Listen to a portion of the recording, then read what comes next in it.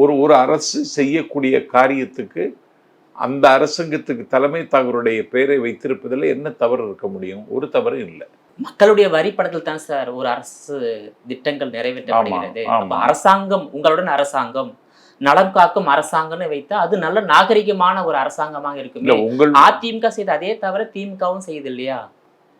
இல்ல அண்ணா, உங்களோட அரசாங்கம்னா எந்த அரசாங்கம்னு? தமிழக அரசாங்கம். தமிழக அரசாங்கம்னு வந்தாலும் அதை செய்வது திமுக தானே. ஆமா, கட்சி அரசியல் தானுங்க முக்கியம்.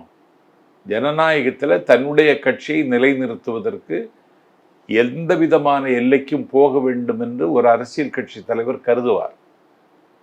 ஆனா அப்படி செய்கிற நோக்கம் முதலமைச்சருக்கு இல்லை. ஏன்னா ஒரு யுத்த களம், போர்க்காலம் இது. இந்த போர்க்காலத்துல உங்களுடன் முதல்வர் ஸ்டாலின் என்று சொல்லி மக்களிடம் நெருங்குவதற்கு ஒரு வாய்ப்பை தரும் என்று அண்ணன் ஸ்டாலின் நம்பினார். அதற்கு உயர் நீதிமன்றம் தடை விதித்திருக்கிறது. அதையும் தாண்டி மக்களிடம் போவதற்கு இன்னொரு அணுகுமுறையை அண்ணன் ஸ்டாலின் வருகிற நாளில் அறிவிப்பார்.